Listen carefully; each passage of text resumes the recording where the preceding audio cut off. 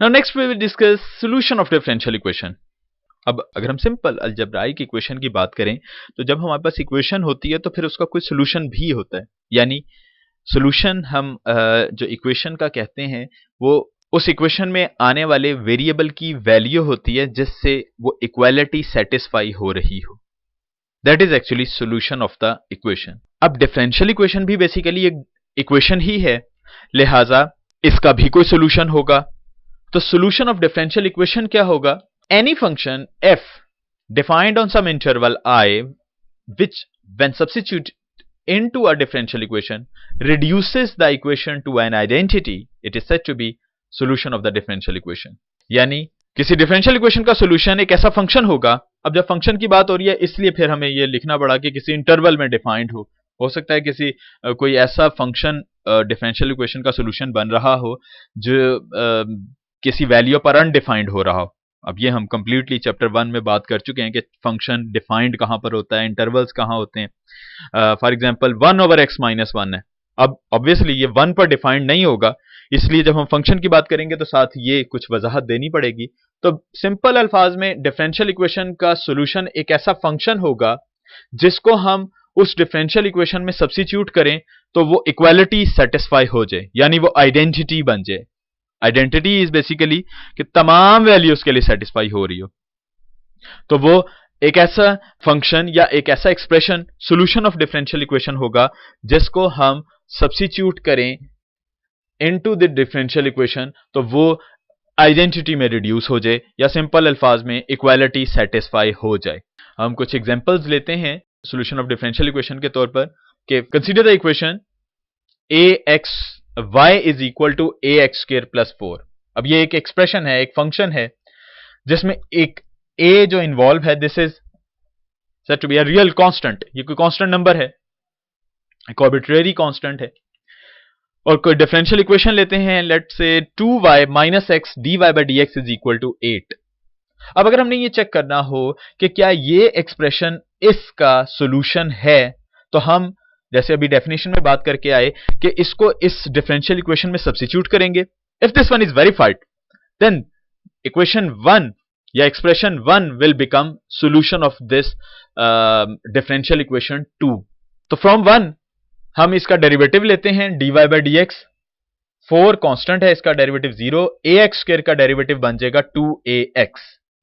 अब अगर हम इक्वेशन 2 को या एक्सप्रेशन 2 को देखें तो इसमें y की जगह पर y की वैल्यू पुट कर दी जाए, dy/dx की जगह जो हमने ये वैल्यू कैलकुलेट की है ये पुट की जाए, और अगर ये सेटिस्फाई हो जाए यानी 8 आ जाए तो फिर जो एक्सप्रेशन 1 लिखा है that will become solution of the differential equation. So हमने ये जो dy/dx और y रखा हुआ है इसको 2 में पुट करते हैं। तो देखिए 2y की जगह पर ax²+4 माइनस x, फिर dy/dx इसकी जगह 2ax, इसको सॉल्व करें तो 2ax² प्लस 8 माइनस 2ax², ये कैंसल आउट, तो आंसर आ गया 8। और राइट साइड पर भी 8 है, इसका मतलब है कि ये सेटिस्फाई हो रहा है। तो हम फिर ये कह सकते हैं कि 1 इज अ सॉल्यूशन ऑफ 2, यानी ये 1 में जो एक्सप्रेशन लिखा है this is actually solution of differential equation 2 जिसको हम रिप्रेजेंट कर रहे हैं 2 से। लिहाजा solution of the differential equation हम आसान अल्फाज में कह सकते हैं कि एक डिफरेंशियल लेस एक्सप्रेशन होगा, यानी एक ऐसा एक्सप्रेशन जिसमें डेरिवेटिव्स नहीं होंगे, that is called solution of the differential equation. तो जब हमें ये कहा जाए कि हम डिफरेंशियल इक्वेशन को सॉल्व करें तो हमारा टारगेट बेसिकली होगा कि उन डिफरेंशियल्स को खत्म किया जाए। अब वो कैसे करेंगे वो अब हम आगे चलकर देखते हैं।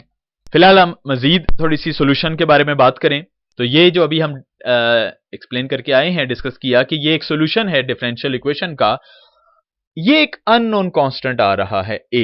This one is called a general solution and geometrically it represents parabola.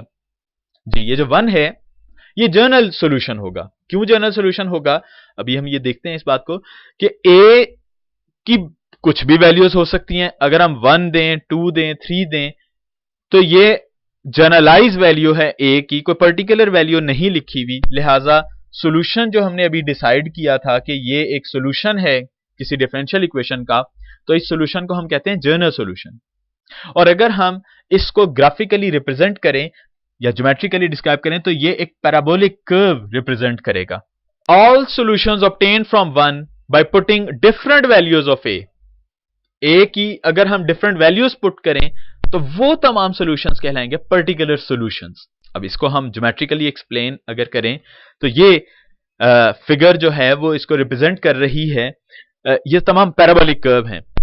अभी आप चैप्टर 6 में इसको तफसीली पढ़ेंगे, सिर्फ फिलहाल हमने ये कर्व इस शेप का जो है this is called parabolic curve. ये 4 डिफरेंट टाइप्स का बनता है, लेकिन जो हमारे पास एक्सप्रेशन है इसको अगर हम रिप्रेजेंट करें, बनाएं इसकी एक्स की डिफरेंट वैल्यूज देकर, तो आपके पास इस शेप का कर्व बन रहा है। अच्छा, अब हम अगर a की वैल्यू यहां पर 1 पुट कर दें, ये a इज इक्वल टू 1, तो आपके पास ये वाला रेड कलर का जो कर्व नजर आ रहा है ये a की वैल्यू 1 के लिए बन जाएगा। अगर हम a की वैल्यू 2 दे दें तो ये ब्लू कलर से कर्व बन रहा होगा। सिमिलरली a की वैल्यू 3 दें तो ये ग्रीन कर्व बन रहा है। अगर a की वैल्यू 4 दें तो ये ऑरेंज जो कर्व बन रहा है that is actually the curve which is represented by this expression. अब हम अगर दोबारा बात करें तो ये एक सॉल्यूशन है, अभी हमने प्रीवियस स्लाइड में डिसाइड किया ये किसी डिफरेंशियल इक्वेशन का सॉल्यूशन है। अब हम ये बात कर रहे हैं कि इस सॉल्यूशन का नाम होता है जनरल सॉल्यूशन, बिकॉज a कुछ भी वैल्यूज ले सकता है। तो अगर हम a की कोई पर्टिकुलर वैल्यूज दें, जैसा कि अब हम ये कह रहे हैं 1 या 2 या 3, तो फिर वो सॉल्यूशन पर्टिकुलर सॉल्यूशन आ जाएगा for particular value of a, से 1 से 2 और 3 और 4। और अगर हम a की वैल्यू माइनस कर दें, यानी ये यूं बना दें -1, तो ये -x² + 4, तो ये डाउनवर्ड डायरेक्शन में पैराबोलिक बन जाएगा कर्व। ये a की वैल्यू अगर हम -1 लें तो ये जो पर्पल कलर से रिप्रेजेंट किया जा रहा है कर्व ये आ जाएगा आपके पास। और इसी तरह अगर हम a की वैल्यू -2 कर दें तो फिर आपके पास ये स्काई ब्लू कलर से कर्व बनता हुआ नजर आ रहा है, ये आपके पास आ जाएगा। तो ये हमने बात की कि ये वाली जो इक्वेशन या एक्सप्रेशन है ये एक पैराबोलिक कर्व बनाएगा। अगर हम a की डिफरेंट वैल्यूज दें तो हमारे पास डिफरेंट कर्व्स आएंगे, जैसा कि ये फिगर से रिप्रेजेंट किया जा रहा है।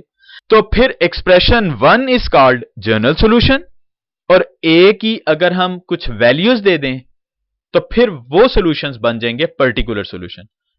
अब a की वैल्यू क्या रखें, इसके लिए हमें कुछ कंडीशंस गिवन होती हैं। उन कंडीशंस के तहत हम वो पर्टिकुलर सॉल्यूशन मालूम कर सकते हैं, वो इनिशियल कंडीशंस कहलाती हैं, वो अब हम आगे पढ़ेंगे भी।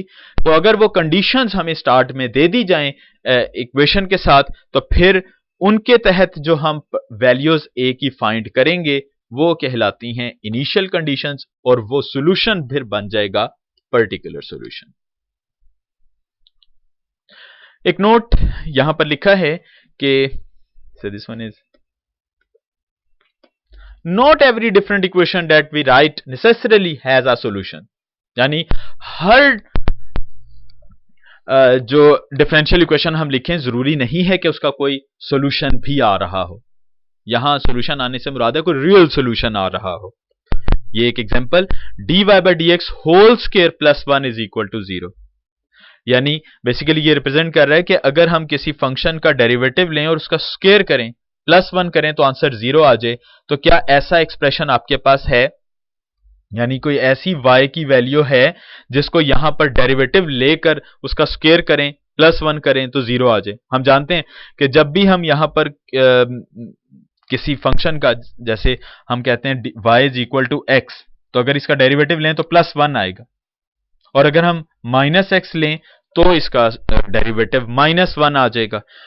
-1 का स्क्वायर भी +1 होगा, 1 का स्क्वायर भी +1 होगा। स्क्वायर दूसरे अल्फाज में नेगेटिव कभी नहीं हो सकता, तो +1 करके 0 कभी नहीं आएगा।